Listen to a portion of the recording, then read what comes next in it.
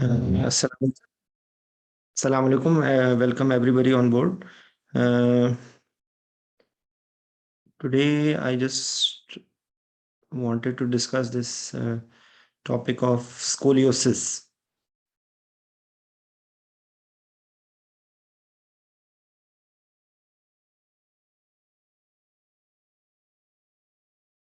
Okay. So generally, before we just start, what anybody what do you think? What may be the concerns if you have a patient with kyphoscoliosis? Anyone, please.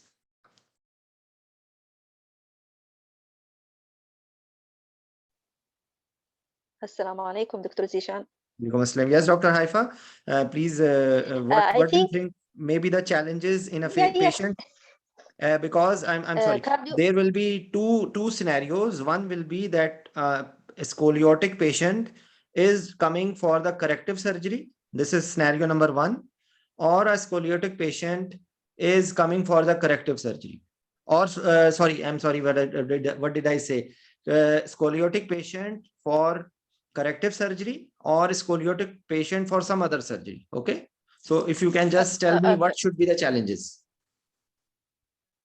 For correction itself, I think the complication of scoliosis on the systematic of the systems of the patient, like cardiovascular and respiratory, because most of them they have issue. The high risk patients for anesthesia. Yes, for the patients for non-corrective surgery, again the same, like positioning, cardiorespiratory system, challenging. I mean, this patient, most of them, they have comorbidity due to the disease itself. I am not that. No problem. You will think and you will be able to answer. So now if you just think about the concerns related to scoliosis, so do you think that all scoliotic patient will be alike? No, this degree of the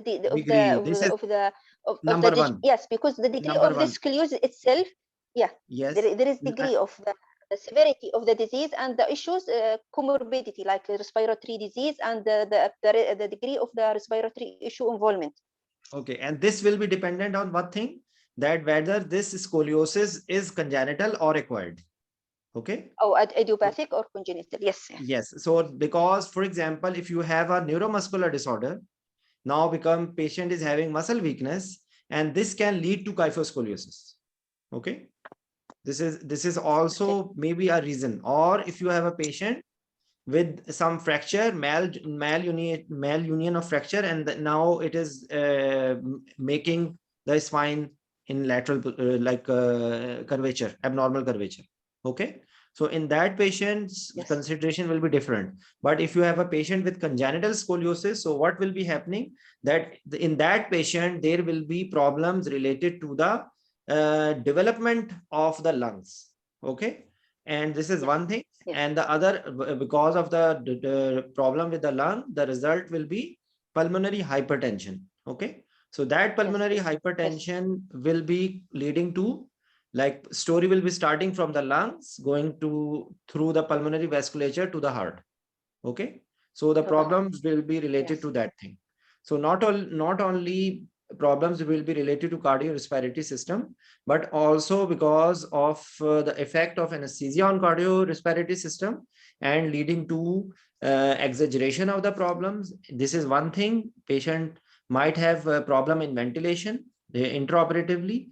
Patient will have problems related to positioning. Okay. Patient may have the other things will be related to, for example, if we take an example of a scoliotic patient for cesarean section, so the challenges will be mainly related to the conduct of, for example, regional anesthesia. Okay. So regional anesthesia will be challenging in a patient with scoliosis. Not only that, you will not be able to find the space. This is one thing. And the other thing will be that the effect may be variable. Okay. There may be exaggerated or no response or patchy response. It can be in any way. And for example, if you are having a patient, scoliotic patient, for its corrective surgery, usually these surgeries are being done in staged procedures. Okay, so this patient will be coming for the anesthesia in different stages of the life. Okay, sometimes they to do the total correction as well, but they are doing it in a gradual manner. Okay, so in that scoliosis surgery, they are supposed to check the integrity of the spinal cord. So usually they are asking to avoid muscle relaxant, okay, because they are doing neuromonitoring. Okay, so or maybe they are also asking not to use even inhalational agents, and the challenges will be related to the total intravenous anesthesia. Okay, so in this few minutes, I have just tried to summarize what are the main problems. So first of all will be that like how will you assess the severity of scoliosis, the things which you just mentioned. So how will you assess the severity? Yes, Haifa, I how will think you? there is a measurement, like a comb angle. There is some Cobb's angle. measurement for yeah, Yes, Cobb's angle. Okay, the so curvature.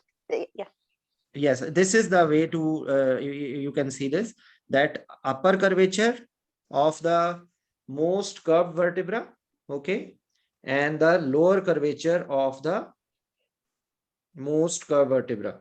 You take, this is one line and this is the other line, and you make a 90-degree from here and 90-degree from here. This angle which is created is the Cobb's angle. Okay, so yes. in some difficult exams, they can ask you to calculate it, but usually you are not the one to do it, and actually it is being calculated as much as the angle will be, as much as you are expecting the severity of the lungs, this lung maturity. Okay, like Yeah. this is written, surgery is indicated once the curvature is more than 40-degree and there will be more severity. Okay, result in a restrictive lung defect and dyspnea on exertion more than 65 degrees. Right? Like if you are reading this topic, first of all, that scoliosis is the lateral curvature and rotation of the thoracolumbar vertebra with a resulting rib cage deformity. This is the, you can say, definition if someone asks you. Either it may be idiopathic or secondary to anything, any trauma, injury, as I was telling you. Then the second point will be that how to calculate the Cobb's angle, and how it will tell you the severity. Okay, and then these are the common things, because you don't need to read and everything, but you should have a concept. Usually the neuromuscular problem, neurological problem, trauma, like any like cancers can lead to uh, scoliosis. Okay, so this is the important thing. Okay, so this is mainly the surgical aspects, how they are doing it, but usually either in the intraoperative period, you have two challenges things should be in mind. Previously they used to do a wake up test. Okay, now in the modern anesthesia and modern equipment, when they are doing neuromonitoring, actually they are not doing it, but once upon a time it was a big challenge. Okay, so you should be preparing when you are doing the preoperative assessment. You should be giving importance to that thing. We will come back to it later on a little bit. So what investigation would you like to do? Okay, as we mentioned that what can be the problems. So what investigation would you like to do?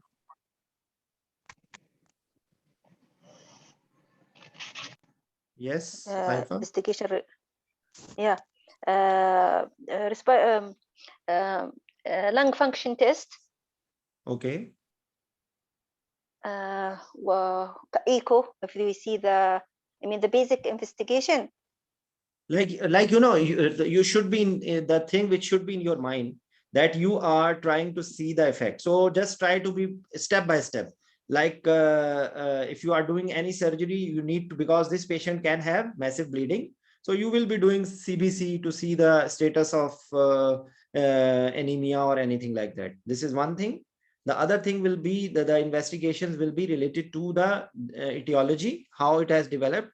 Maybe you will be doing some investigation for the primary disease, okay, and some investigations like, for example, chest X-ray. You will be looking at chest X-ray. You can have some findings, like what findings you can see in scoliotic patient. Hmm? It just dynamo is dislocated and the structures are deviated. I'm sorry. Yes, Dr. Humera, what you were saying? Sir, some structures are deviated to right or left, and Okay. there may be protuberance of the spine and chest wall.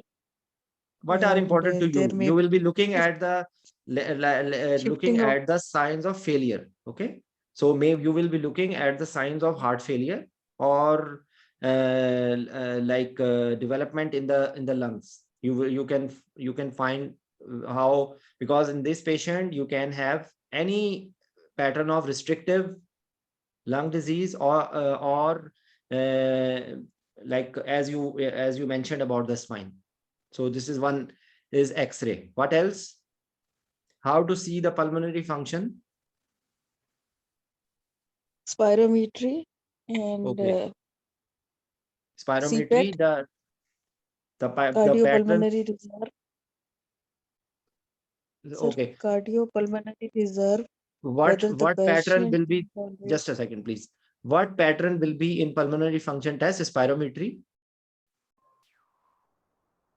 Restrictive. Restrictive lung disease pattern. Yes, restrictive. So both Yes. FEV1 and FVC is decreased, but FVC is decreased more. Low. So FEV1 over FVC ratio may be increased or normal. Okay. And what else to VQ see? mismatch. VQ There mismatch. So may be ABGs, you can VQ. ABGs, ECG, echo. Further investigation will be according to the scenario. But your main focus is to see the baseline status, because this you are expecting bleeding. So you will be looking and looking into the anemia. If it is need to be corrected, you will do it. Okay. You will have the blood conservative strategies, and other investigation will be related to to assess the severity. Okay. So this one Combs angle, usually it is a surgical concern related to the surgeon, and they usually calculate it. You can say that it is not mentioned here, but maybe in selective, if you find something, then further on you can do CT scan to see the pulmonary status. Okay, so this is one thing. Okay, then what else things you will be looking at when you are doing the pre-operative assessment? You need, maybe this patient might need post-operative HDU monitoring. This patient, you have to look for the invasive monitoring, because you might need invasive arterial blood pressure monitoring. Okay, this patient will be in prone position, so you have to keep in consideration the concerns related to prone position. Okay, and rest of the thing I told you related to the neurophysiological monitoring. Okay, I think this is what they are doing. There may be some airway problems as well. Individual, of Like course, comorbidities will be there. Okay, but I'm just trying to tell you what may be the if, for example, if you have Duchenne muscular dystrophy, so what will be your consideration? avoidance Yes. of succinylcholine and muscle Okay, so relaxants. yes, muscle relaxant. So saxamethonium will have problems. Zishan, you are here now, so I would like you to answer some of the questions. Zishan, are you here? Yes. Sir, I've not read this topic yet. No problem. That's why I joined today. No problem. You don't need to read to answer. Okay, if you will be using your baseline anesthesia knowledge, you will be answering the question correctly. Okay, so Duchenne muscular dystrophy. So in this scenario, you should be thinking about careful use of muscle relaxants. You will be avoiding succinylcholine. there is more incidence of malignant hyperthermia in these patients, or no? Yes, sir. Scoliosis, you mean? Yes. In Duchenne muscular dystrophy patients, yes, there is chances of malignant hyperthermia. Okay, so if you are not sure about the pathology, it is better not to give succinylcholine in patients with Yes. scoliosis. Okay, Scoliosis. you can avoid it. So what else? Still there is a possibility to have the same complication. Yes, and another thing which I missed to tell you, that any patient with autoimmune disease, such patients may be receiving immunosuppressants, as well as these patients may be using steroids. Okay, so this is also will be a concern, that concerns related to patients on steroids. I will not go in detail. You have to replace according to the surgical risk and according to the dose patient is taking, and you have to keep in consideration the side effects related to steroids and immunosuppressants, and you will be doing investigations accordingly. Okay, so okay, so what else? So what will be the other challenges? We have almost discussed everything except for the what will be the effect of inhalational agents or this neuromuscular blockers on evoked potentials. So evoked potentials are Okay, yes, please continue. the latency is increased and the amplitude is decreased. Okay, can you So just that's why explain the what is latency and what is amplitude? amplitude is, I think, the extent of the waves that we see of the monitoring the evoked potentials, and latency is the distance between the waves. Okay, I will just improve it. That actually, when you are doing evoked potentials, usually you are doing, for this scenario, you will be doing sensory and motor evoked potentials. Okay, so for motor evoked potential, you are avoiding muscle relaxants, and for sensory evoked potentials, there you are monitoring two things. One is latency and one is amplitude. Okay, so latency is as it is telling you that the time duration between the stimulus and the response, this is the latency. So usually inhalational agents increase the latency.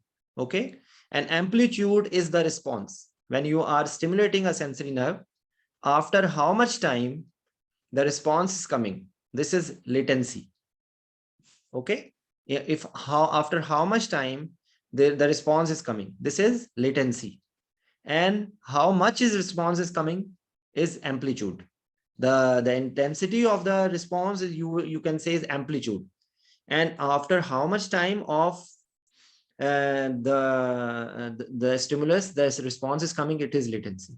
So anesthetic agents affect inhalational agents affect both amplitude and latency. Decrease the amplitude, increase the latency.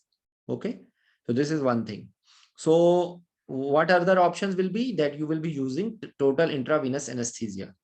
When you are using total intravenous anesthesia, you should have a dedicated line. And what else you will be monitoring? You should be keeping strong, careful attention to the IV lines. IV lines.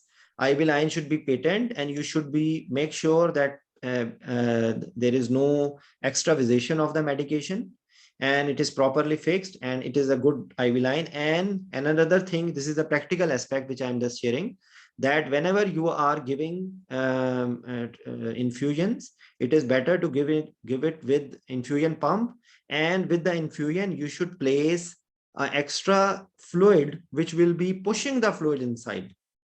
Okay, that is usually some people call this as a driver fluid.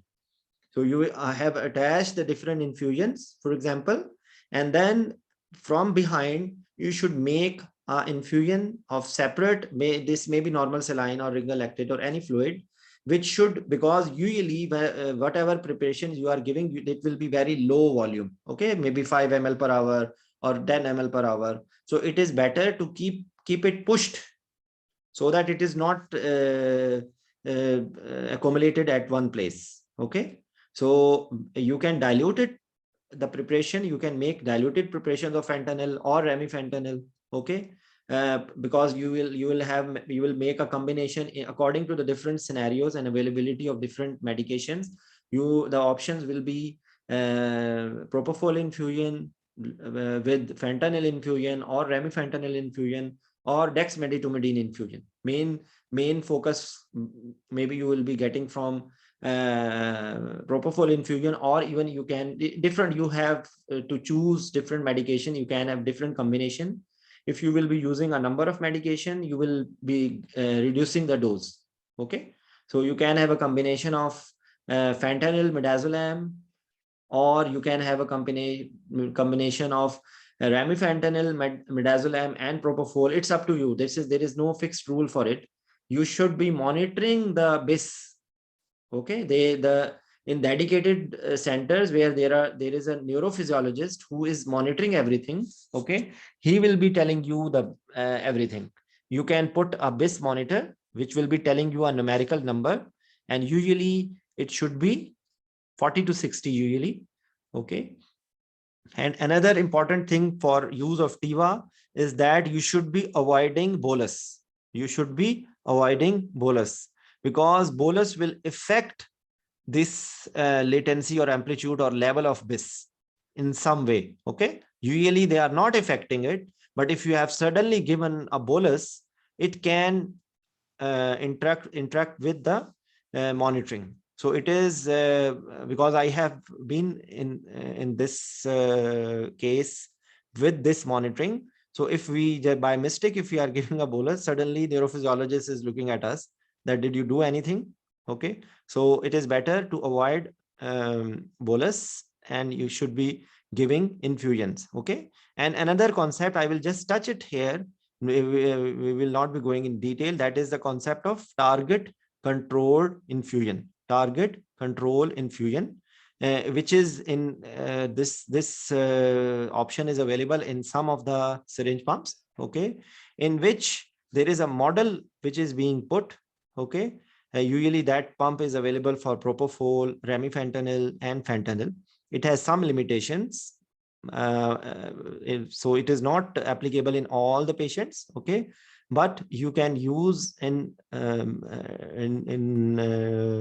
the concept of it is that there is a model which is on the basis of its demographic, like age, height, weight. Okay, and it automatically you are putting a target level, blood levels. Okay, and after that you have, when you have set it, then the syringe pump is controlling the initial bolus and then maintaining a steady state. Okay, because whenever you give any bolus of any medication, some of them remains in the main IV compartment, and according to its metabolism and its fat solubility, it is redistributed in the fat compartment and in the muscle and in different in the other compartments. Okay, so this redistribution is being put in that model, and it is controlling according to the level which you have set. Initially it will give a bolus, and then it will maintain a steady level by a constant infusion. Then if you change the target level, okay, then it will again give a bolus and then control the rate accordingly. Okay, so you should have just a basic concept of target control infusion, and we will discuss in detail in some other setting, but the main concept is what I have told you.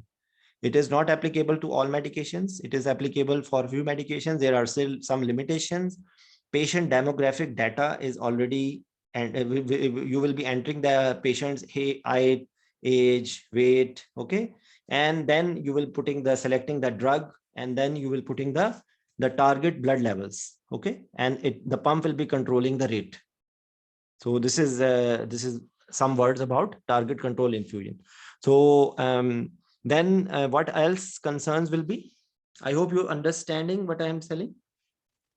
So other thing will be that you will be using, because this patient can have massive bleeding. So you should be ready for, you should have good IV lines, and you should be ready for resuscitation. This is one thing. The other thing, because surgeon might be asking for hypotensive anesthesia.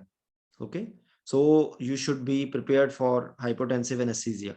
You'll be using medication to set a as low level as tolerated by the patient according to the concept of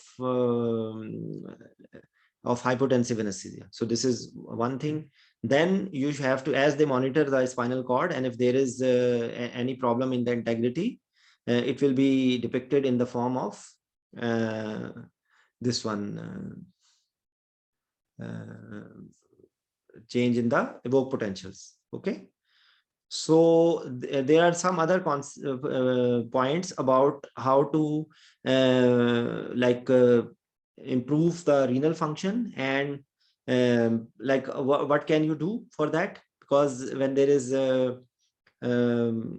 hypotensive anesthesia and you are there is a decrease in blood flow, so in some cases they are using N-acetylcysteine, okay, as a renal protective, and this is just an additional point. And what else? Monitoring of they have written here, in addition to the standard 1, standard 2 monitoring, you should be you can have arterial blood pressure monitoring, which will be giving you a good control over the hemodynamics. And as they have written here, urinary catheter, big IV cannulas. Okay, central venous line is not mandatory, but if in special cases, otherwise, because CVP pressure will not be very reliable. Okay, because in prone position you will not be able, as they have written. Cardiac output monitor, yes, it can be used in the form of the volume variation, okay, stroke volume variation, and also they can have a T. Okay, so blood conservative strategies we will discuss in some other discussion in detail, but usually you can have some hemodilution, you can use cell saver. Okay, and you can hypotensive anesthesia as part of it. You can, in some centers they are giving tranexamic acid infusion, which is increasing the formation of they are inhibiting the fibrinolysis, so it is antifibrinolytic. Okay, so we have discussed all of the topics. Autologous blood transfusion. Okay, the concept of normovolemic and hypervolemic hemodilution. Okay, what else? Wake up test. Actually, I hate it, but anyone wants to tell about wake up test, because still in some part of the world they will ask you wake up test. Would you like to say something, Zishan? Sir, in this, basically, they used to wake the patient up during the procedure, and then they would ask the patient to move his legs or move any part of the body that they might be considering. That they will be, you will be explaining the patient before that intraoperatively we will ask you to move your body part.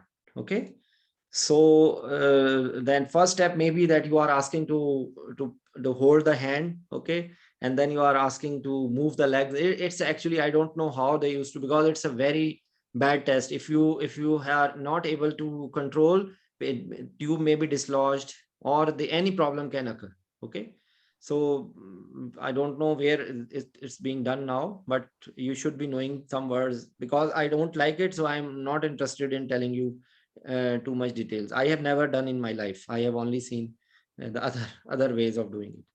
Okay, It is Nsaids, related for evaluation yes. of the complication, nerve injury, and so on during spinal and vertebral surgery, I think. Yeah, no, they are doing it, but I'm telling you that it used to be done before.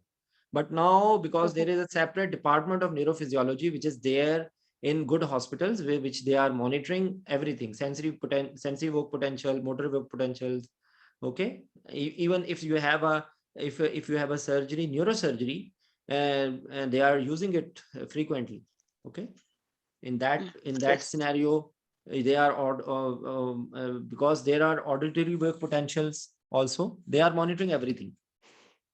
The role of Nsaids, some people, like if you talk about analgesia, so there are a number of options like multimodal analgesia and use of Nsaid, because I have just looked here. Nsaid, some people will say that there are chances of bleeding, but actually they are safe. If there is no other contraindication, you can use Nsaid.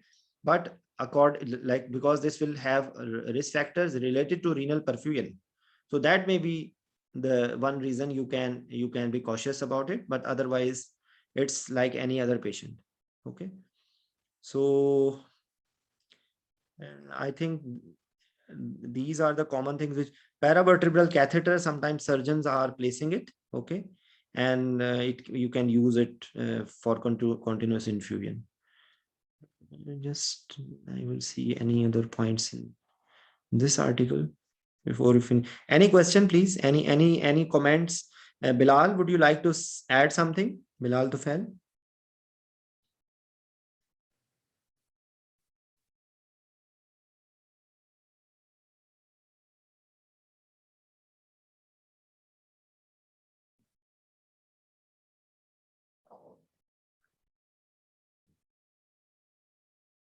Okay, so I think we have covered most of the aspects related to scoliosis.